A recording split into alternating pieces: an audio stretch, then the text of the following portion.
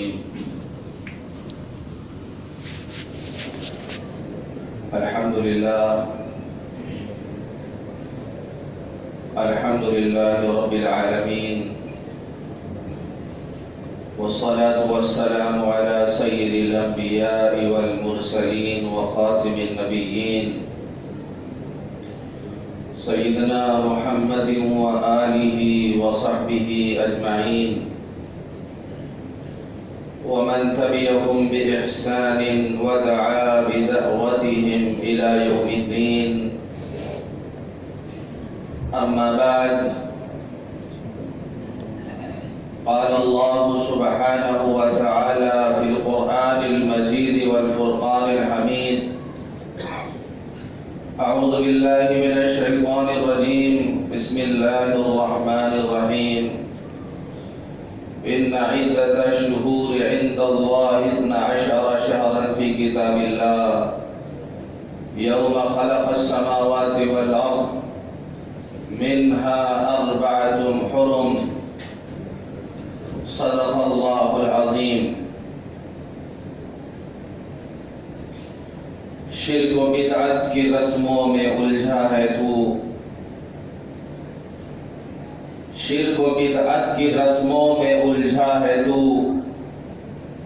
بے خبر اپنے مولا کو بھولا ہے تو، اور نبی کی بھی سنت کو بھولا ہے تو. کیا یہی بس مسلمان کی پہچان ہے؟ وقت تجھ کو نہیں بندگی کے لیے، بندگی چھوڑ دی زندگی کے لیے. وقت تجھ کو نہیں بندگی کے لیے، حق سے غافل ہے تو زندگی کے لیے. بندگی چھوڑ دی زندگی کے لیے. کیا یہی بس مسلمان کی پہچان ہے؟ یاد ابن علی کی مناتا ہے تو، ناچ کر ڈھول تاشے بجاتا ہے تو. یاد ابن علی کی مناتا ہے تو، ناچ کر ڈھول تاشے بجاتا ہے تو. جو کیا کوفیوں نے وہ کرتا ہے تو. کیا یہی بس مسلمان کی پہچان ہے؟ دیکھ اکبر کو میدان کا غازی بنا، دیکھ اکبر کو میدان کا غازی بنا. تجھ پہ افسوس تو نہ نمازی بنا، صرف تو ڈھول تاشوں کا عادی بنا. کیا یہی بس مسلمان کی پہچان ہے؟ نہ کر تو زمانے کی پرواہ ذرا، بس تجمل خدا سے تو لو کو لگا. تھام لے بڑھ کے تو دامن مصطفیٰ. ہاں یہی بس مسلمان کی پہچان ہے. محترم بزرگوں، دوستوں اور دینی بھائیوں،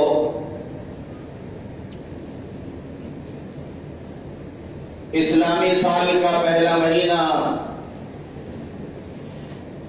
محرم الحرام کی آج 8 تاریخ ہو گئی. 2 دن کے بعد انشاءاللہ عاشورہ کا دن آئے گا. یوں تو سال کا ہر مہینہ اور مہینے کے 30 دن سب اللہ ہی کے بنائے ہوئے ہیں، لیکن ان دنوں میں سے کچھ دن ایسے ہیں جن کو اللہ تعالیٰ نے فضیلت عطا فرمائی ہے. کچھ مہینے ایسے ہیں کہ جن کو اللہ تعالیٰ نے حرمت والا، عزت والا مہینہ قرار دیا ہے. اللہ خود فرماتا ہے کہ ان عدت الشہور عند اللہ 12 شہرا فی کتاب اللہ، کہ مہینوں کی گنتی اللہ کے نزدیک 12 ہے. اور یہ اس وقت سے ہے جب اللہ تعالیٰ نے زمین و آسمان کی تخلیق فرمائی تھی. یہ گنتی کوئی 100-200 سال کی نہیں ہے. یہ محرم کا مہینہ یہ 1200-1300-1400 سال پہلے سے نہیں ہے. یوم خلق السماوات والارض،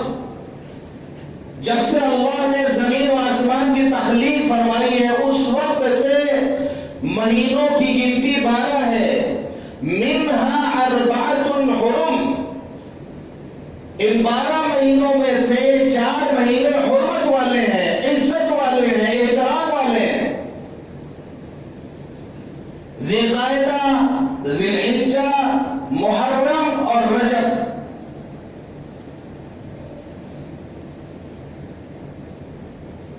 تو 4 مہینوں کا اللہ تعالیٰ نے حرمت والا مہینہ قرار دیا۔ عاشورے کے دن کو اللہ نے فضیلت والا دن قرار دیا۔ 10 محرم کی تاریخ کو عاشورہ کا دن کہا جاتا ہے۔ عاشورہ یہ عشرہ سے بنا ہے، عربی میں عشرہ کہتے ہیں 10 کو۔ تو عشرہ سے عاشورہ بنا ہے، یعنی 10ویں تاریخ۔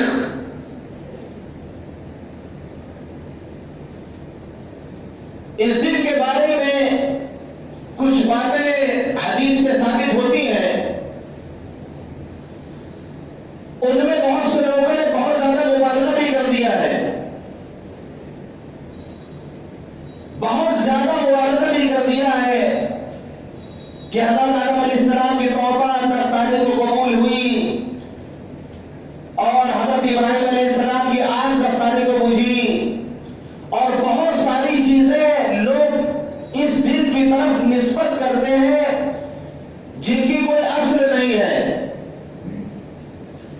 ہاں کچھ چیزیں ہیں جن کا ثبوت حدیث سے ملتا ہے، جیسے کہ ایک روایت سے معلوم ہوتا ہے کہ محرم کی 10 تاریخ کو حضرت نوح علیہ السلام کی کشتی جودی پہاڑ پر ٹھہری تھی۔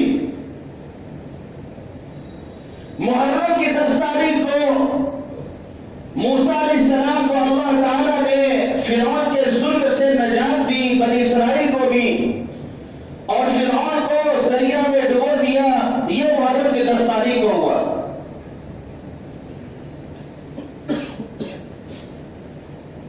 لیکن ان تمام باتوں کو الگ رکھا جائے، آج مسلمانوں کی ایک اکثریت ہے، مسلمانوں کی ایک اکثریت ہے جو 10 محرم کو اس لیے جانتی ہے کہ اس دن نواز رسول سیدنا امام حسین رضی اللہ عنہ کی شہادت کا واقعہ پیش آیا۔ وہ یہ سمجھتے ہیں کہ آپ کی شہادت کا واقعہ 10 محرم کو پیش آیا، اس لیے فضیلت والا دن ہے۔ اور پھر شہادت کے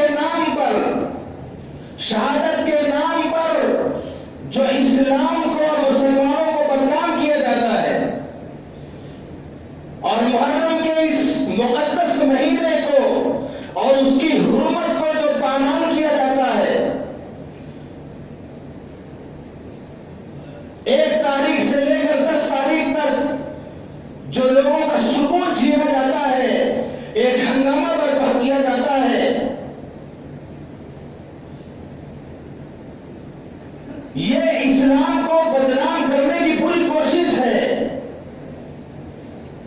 محرم کی 10 تاریخ عاشورہ کا دن یہ بہت پہلے سے محترم چلا رہا۔ زمانے جاہلیت میں جو قریش مکہ تھے وہ بھی محرم کی 10 تاریخ کو کعبے کا غلاف تبدیل کیا کرتے تھے، اس دن روزہ رکھا کرتے تھے، اور حضور پاک صلی اللہ علیہ وسلم بھی ان کے ساتھ روزہ رکھا کرتے تھے۔ پھر جب آپ ہجرت فرما کر مدینہ منورہ تشریف لائے تو حضرت عبداللہ بن عباس رضی اللہ عنہ فرماتے ہیں، بخاری اور مسلم کی روایت ہے کہ آپ نے دیکھا کہ مدینہ کے جو یہود ہیں وہ محرم کی 10 تاریخ کو روزہ رکھتے ہیں۔ تو آپ نے ان یہودیوں سے پوچھا کہ جو تم عاشورہ کا روزہ رکھتے ہو یہ تمہارے مذہب میں کیسا دن ہے، اس کی کیا اہمیت ہے، کیا فضیلت ہے؟ تو یہود نے کہا کہ یہ دن ہمارے لیے تاریخی دن ہے، اسی دن اللہ تعالیٰ نے فرعون کے ظلم و جبر سے بنی اسرائیل کو نجات عطا فرمائی تھی، اور فرعون کو اللہ نے دریا میں ڈبویا تھا، جس کے شکرانے کے طور پر حضرت موسیٰ علیہ السلام نے عاشورے کے دن کا روزہ رکھا تھا، اس لیے ہم بھی اس دن روزہ رکھتے ہیں۔ تو حضور پاک صلی اللہ علیہ وسلم نے ارشاد فرمایا کہ موسیٰ علیہ السلام کے ہم تم سے زیادہ حقدار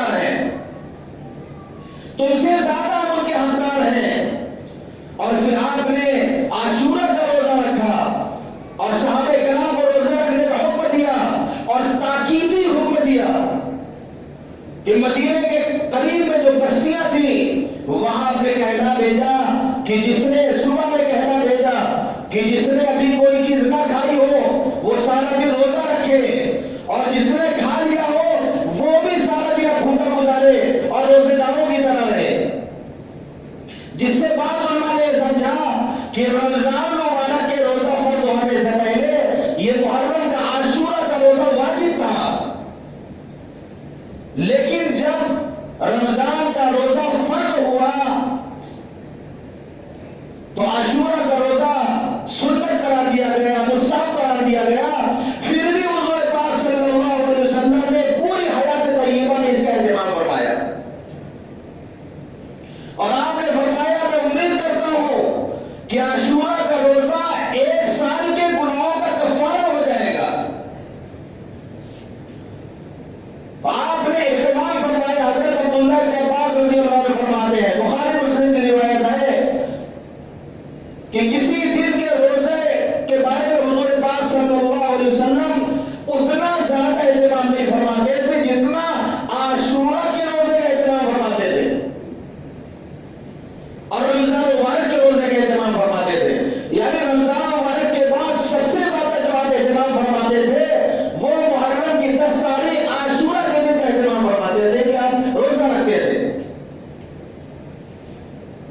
تو حضرت عبداللہ بن عباس رضی اللہ عنہ فرماتے ہیں کہ جب حضور پاک صلی اللہ علیہ وسلم 10 تاریخ کو روزہ رکھنے لگے تو بعض صحابہ نے عرض کیا ہے اللہ کے رسول اس دن ہم بھی روزہ رکھتے ہیں، یہود بھی روزہ رکھتے ہیں، مشابہت ہو جاتی ہے،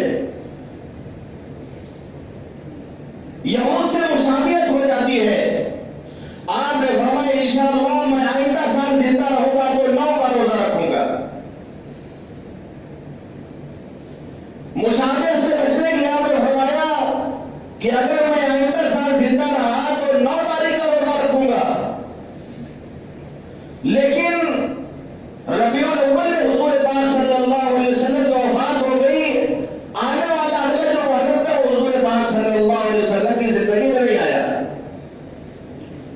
لیکن محدثین نے اس حدیث کے 2 معنی قرار دیے ہیں۔ ایک تو یہ بتایا کہ حضور پاک صلی اللہ علیہ وسلم کا منشا یہ تھا کہ آئندہ سال ہم 10 کے بجائے 9 کا روزہ رکھا کریں گے تاکہ یہود سے مشابہت نہ ہونے پائے،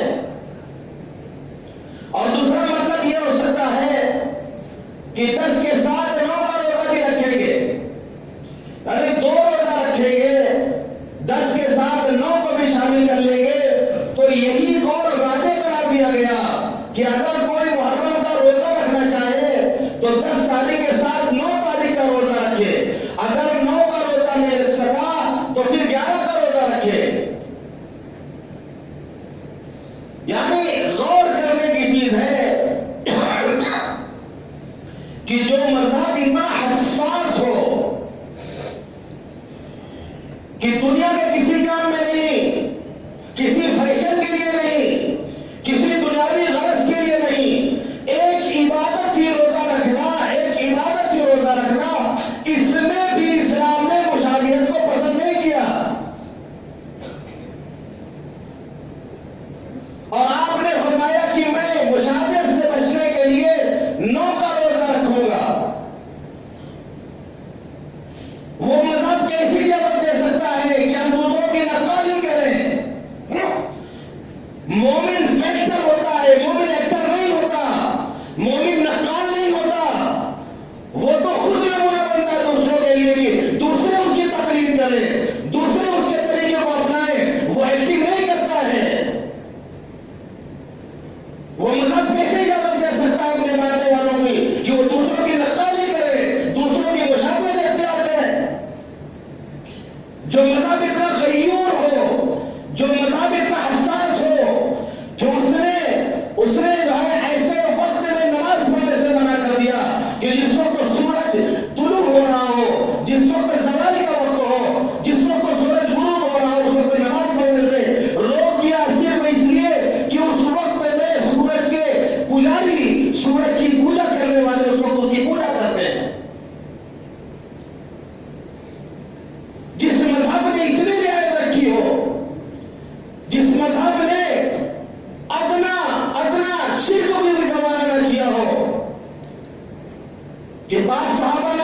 کچھ ایسی چیزوں کا سوال کیا کہ ان کو لگا کہ متبرک جگہ ہے، ان کو کہیں کا میلہ اچھا لگا، اجازت مانگی، اللہ کے رسول صاحب نے منع کر دیا۔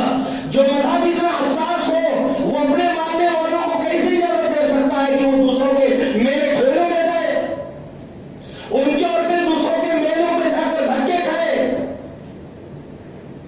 جو عورت بیوہ ہو جائے، اپنے شوہر کے موت پر بلک رہی ہو، بلبلا رہی ہو، اور 4 مہینے 10 دن اس کو گھر میں رکھا جائے، اس عورت کو کیسے مذہب اجازت دے سکتا ہے کہ وہ جو دوسروں کے میلے ٹھونے میں جائے، باہر کے دھکے کھائے، باہر کے ٹھوکرے کھائے، دوسروں کی قبروں پر جائے، دوسروں کی درگاہوں پر جائے؟ وہ مذہب کیسے اجازت دے سکتا ہے جس نے خود اس کے شوہر کے جنازے میں جانے کی اجازت نہ دی ہو، جس مذہب نے قبرستان جانے کی اجازت نہ دی ہو؟ کسی کا باپ مر جائے، بھائی مر جائے، ماں کا انتقال ہو جائے، جو مذہب 3 دن سے زیادہ شوق منانے کی اجازت نہ دیتا ہو، وہ مذہب کیسے اجازت دے گا کہ 1400 سال گزرنے کے بعد امام حسین کی شہادت کا شوق منایا جائے؟ کیسے اجازت دے گا وہ مذہب؟ 1400 سال پہلے جو واقعہ ہوا کہ اس کا نماز منایا جائے، آج اس کے لیے سیرت کوبی کی جائے، آج اس کے لیے ماتم کیا جائے۔ ہم اہل سنت والجماعت ہیں۔ اس دن جو نواسب ہوتے ہیں، جو خوارج ہوتے ہیں، جو حضرت علی کے دشمن تھے، جنہوں نے حضرت علی کو شہید کیا، وہ اس دن خوشیاں مناتے ہیں۔ جو نواسب ہیں، جو شیعہ ہیں، وہ اس دن ماتم کرتے ہیں۔ ہم نہ تو نواسب ہیں، ہم نہ تو خوارج ہیں، ہم نہ تو روافظ ہیں، ہم نہ تو شیعہ ہیں، ہم تو اہل سنت والجماعت ہیں۔ ہم وہ عمل کرتے ہیں جو سنت سے ثابت ہو۔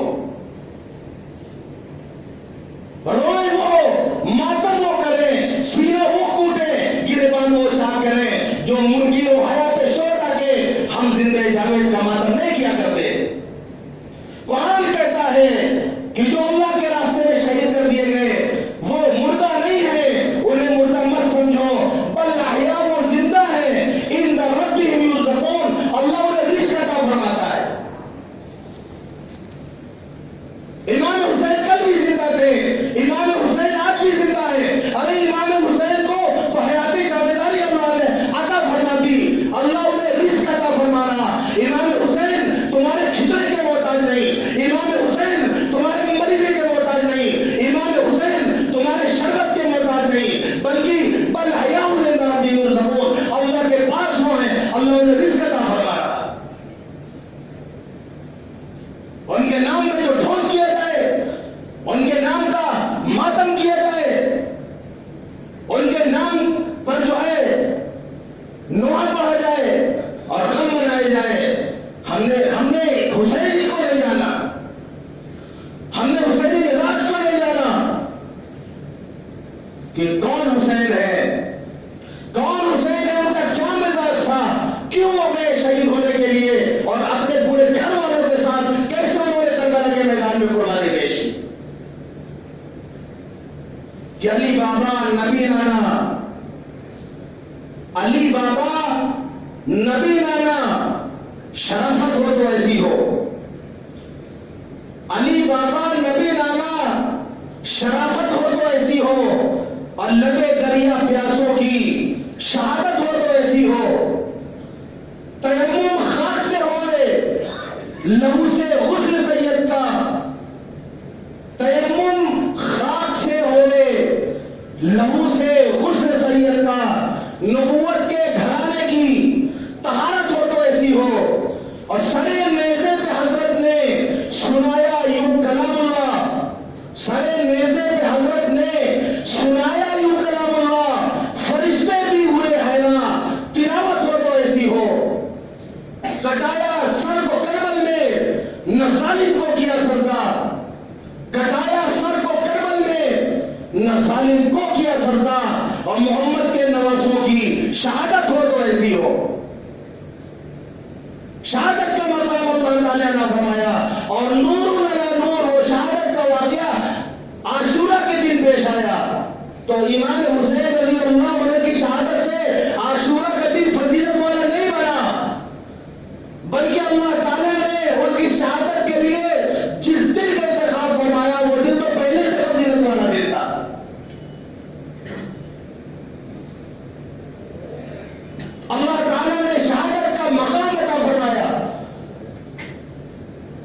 جن کا آج گھر بنایا جاتا ہے، افسوس کیا جاتا ہے، ڈھول تاشے بجائے جاتے ہیں. ہر عالم، کسی عالم سے جا کے آپ پوچھیں، کسی بھی مسلک کے عالم سے آپ پوچھیں، وہ غلط قرار دے گا اس کو. کسی بھی مسئلہ کے عالم کے پاس جا کے معلوم کریں کہ محرم میں جو یہ نوجوان، یہ بچے جو خرافات کرتے ہیں، ہر عالم، ہر مسلک کا عالم غلط قرار دیتا ہے اس کو. کس مسلک کے ماننے والے ہیں یہ لوگ؟ کس عالم کی بات ماننے ہیں لوگ؟ یہ شیطان کے چیلے اور چاٹے ہیں. یہ دجال کے لشکر کی تیاری ہو رہی ہے ابھی سے.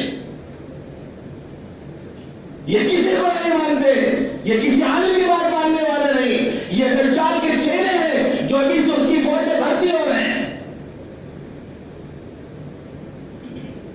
تماشا بنا لیا اسلام کو. کسی کا باپ مر جائے، کوئی اس کے دروازے پہ جا کے ڈھول بجا کے دکھائے.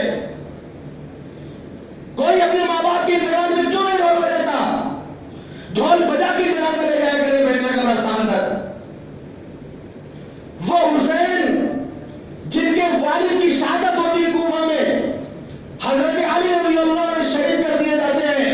میں ڈھول بجانے والوں سے پوچھنا چاہتا ہوں، میں تماشا کرنے والوں سے پوچھنا چاہتا ہوں کہ خود امام حسین کی زندگی میں ان کے والد حضرت علی رضی اللہ عنہ شہید کر دیے گئے تھے کوفہ میں.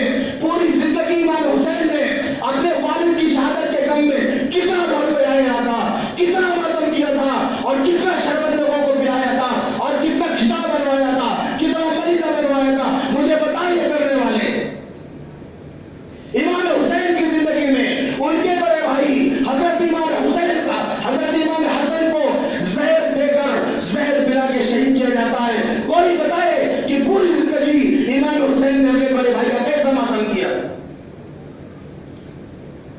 کربلا میں شہید ہو گئے، 72 افراد شہید ہو گئے، اہل بیت کا پورا قافلہ شہید ہو گیا. صرف وہ بچے تھے امام حسین کے ایک بیٹے علی بن الحسین، بیمار تھے اس لیے بچ گئے تھے. وہ پورا قافلہ شہید کر دیا گیا تھا. عورتیں خیموں میں دور تھی، میدان جنگ سے دور عورتیں خیموں میں تھی. سب شہید کر دیے گئے تھے. علی بن الحسین امام حسین کے بیٹے جنہیں امام زین العابدین بھی کہا جاتا ہے، وہ بیماری کی وجہ سے بچ گئے تھے، وہ بھی خیمے میں تھے. مجھے بتایا جائے کہ خود امام زین العابدین رحمت اللہ علیہ، جن کے والد امام حسین رضی اللہ عنہ، جن کے سگے بھائی علی اصغر، علی اکبر اور بہت سارے رشتے دار کربلا کے میدان میں پیاسی حالت میں، بھوک کی حالت میں بے دردی کے ساتھ شہید کیے گئے. خود امام زین العابدین نے اپنی پورے حیات طیبہ میں کتنا ماتم کیا، کتنا ڈھول بجایا، اگر کہیں ثابت کر مجھے دکھا دیں. سوچنے والی بات ہے. پورا قافلہ مردوں کا، بچوں کا شہید کر دیا جاتا ہے. عورتیں خیموں کے اندر ہیں. ایک بیمار بچتا ہے زین العابدین، وہ بھی خیمے میں پڑا ہوا ہے. اور اس طریقے سے رو رو کر کے کربلا کا واقعہ بیان کیا جاتا ہے. کون ہے لکھنے والا؟ کون تھا جو بعد میں بیان کیا کہ کربلا میں اس کا واقعہ ہوا تھا؟ سب تو شہید کر دیے گئے تھے. بتانے والا کون تھا؟ عورتیں میدان جنگ میں دیکھنے نہیں گئی تھی. امام زین العابدین تنہا بچے تھے، وہ بھی بیمار قافلے میں تھے، وہ بھی بیمار تھے، خیمے میں تھے. میدان جنگ میں کیا ہو رہا تھا کوئی زندہ بچ کر تو نہ آ کے کارگزاری بتاتا. سب کو شہید کر دیے گئے تھے. آخر داستان کربلا بتانے والا کون تھا؟ یہ سب شیعوں نے اپنی طرف سے کہا ہے. شیعوں نے مبالغہ کیا ہے، اپنی طرف سے جھوٹے واقعات شامل کیے اس کے اندر. ورنہ ایک مومن سوچنے والی بات ہے، کون ہے بتانے والا کربلا میں کیا کیا ہوا تھا؟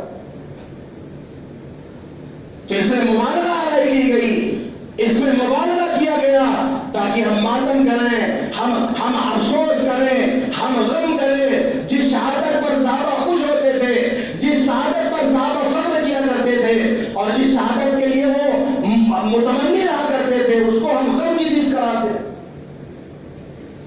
ارے خود امام حسین کہ جو جوان بیٹے کی میت پہ نہ رویا، وہ حسین جوان بیٹا ہے علی اکبر، وہ شہید ہوتا ہے. چھوٹا بیٹا علی اصغر، وہ شہید ہوتا ہے.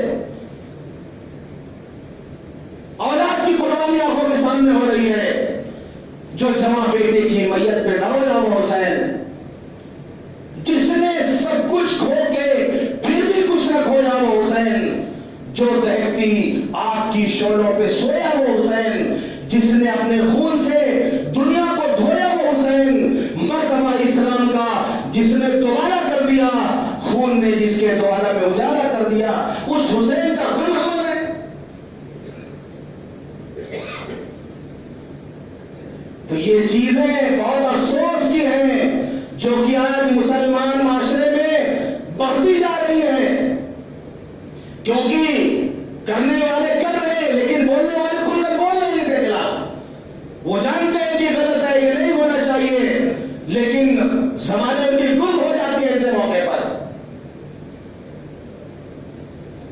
تو ہم نہ تو شیعہ ہیں، نہ خوارج ہیں، نہ روافض ہیں کہ ہم خوشی منائیں یا ہم غم کریں۔ ہم اہل سنت والجماعت ہیں، ہم وہ عمل کریں گے جو سنت سے ثابت ہوگا۔ سنت سے کیا ثابت ہے؟ سنت سے دو چیزیں صرف ثابت ہے بس۔ ایک چیز تو یہ ثابت ہے کہ محرم کا روزہ رکھا جائے۔ ہمارے لیے نمونہ حضور پاک صلی اللہ علیہ وسلم نے حیات طیبہ میں عاشورہ کا روزہ رکھا۔ ہم امتی ہونے کی حیثیت سے اس سنت پر عمل کریں، یہ نفلی روزہ ہم رکھ سکتے تو رکھیں۔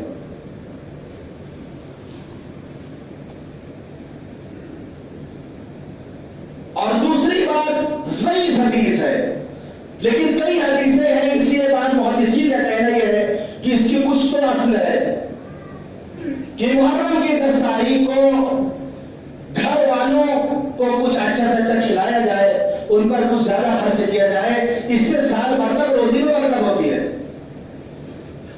اسی طرح شاید لوگوں کو غلط فہمی ہو گئی کہ کھچڑا بیٹے چڑھایا جائے اور جو ہے ملیدہ بٹوایا جائے، دودھ کا شربت پیش کیا جائے اور شربت کے جو ہے ڈرم تیار کر دیا جائے، شاید اسی کا لوگوں نے زیادہ خرچے کا یہی مطلب سمجھ لیا ہے۔ گھر والوں پر جو آپ کے ماتحت ہیں ان کے لیے اس دن وسعت کی جائے ان کھانے پینے میں، تو اس سے برکت ہوتی ہے۔ تو آپ وسعت کہاں پہ کریں گے؟ ظاہر سی بات ہے ایک مومن ہوگا تو روزہ سے ہوگا۔ جو حضور پاک صلی اللہ علیہ وسلم کا سچا پکا امتی ہوگا، جو سنت پر عمل کرنے والا سنی ہوگا، وہ تو روزہ رکھے گا، وہ ملیدہ نہیں کھائے گا، وہ سارا دن شربت نہیں ڈھوکے گا، وہ کھچڑا نہیں کھائے گا، وہ تو روزے سے رہے گا۔ مغرب کے وقت وہ افطار کا انتظام کرے گا۔ تو محدثین کا کہنا ہے کہ افطار میں انتظام کرے، کھانے میں اچھا انتظام کرے۔ بعض لوگوں نے مجھ سے سوال کیا کہ ڈیٹ چینج ہو جاتی ہے، مغرب بعد تو تاریخ بدل جائے، 11 محرم ہو جائے گا اور 10 کو خرچہ کرنے کو کہا گیا ہے۔ It is very difficult question. پچھلے سال مجھ سے سوال کیا گیا کہ آپ لوگ کہتے ہیں کہ خرچ کرنا چاہیے، تو مغرب روزہ رکھیں گے دن بھر اور مغرب کے بعد اگر ہم افطار کرتے ہیں تو ڈیٹ چینج ہو جاتی ہے ان کو۔ حدیث میں کہا گیا ہے کہ خرچ میں وسعت اختیار کرے۔ ظاہر سی بات ہے آپ افطار بنوائیں گے تو مغرب کے بعد آپ افطار کا سامان نہیں خرید کے لائیں گے، آپ خرچ کب کریں گے؟ عصر کے بعد کریں گے، ظہر کے بعد کریں گے۔ تو مال تو مغرب سے پہلے خرچ ہو رہا نا، وہ تو کھانا تیار ہوتا ہے، اس وقت تو تم کو کھانا ہے، خرچ تو ہم پہلے کرتے ہیں۔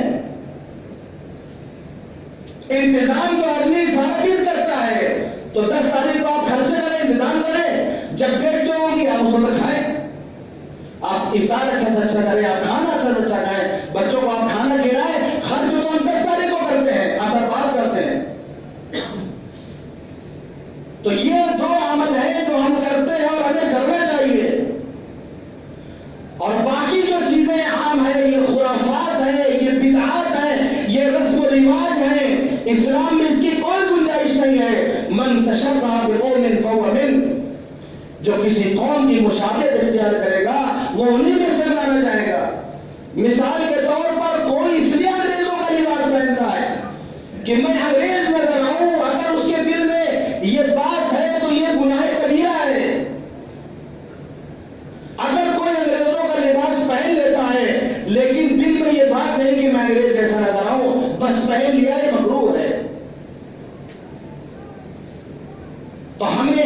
بدعات کا بائیکاٹ کرنا چاہیے، خرافات کا بائیکاٹ کرنا چاہیے۔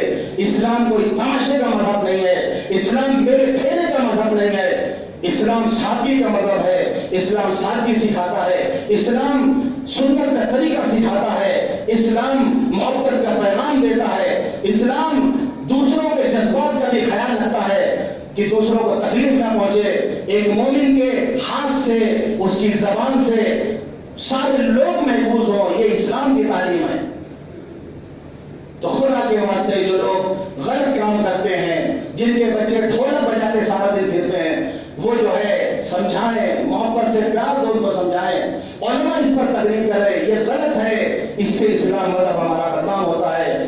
غیر سوچتے ہیں کہ اسلام مذہب یہی ہے، یہی کا مذہب سکھاتا ہے، ایک تماشا ہے ان کا مذہب کہ 10 دن تک بچے سڑکوں پر ڈھولک لے کے بجاتے پھر رہے، ڈنڈا پڑے رات میں 12 بجے 1 بجے، کون مریض ہے، کون بیچارہ بیمار ہے، کون کیسا ہے، پریشان کر کے 10 دن رکھا جائے، بالکل غلط ہے۔ اسلام میں اس کی کوئی گنجائش نہیں ہے۔ اللہ تعالی ہم سب کو جو سنت سے جو چیزیں ثابت ہیں، اللہ تعالی ہمیں ان پر عمل کرنے کی توفیق عطا فرمائے، اور جتنے بدعات، خرافات، رسم و رواج ہے، اللہ ہم سب کو تمام باتوں سے بچنے کی توفیق عطا فرمائے۔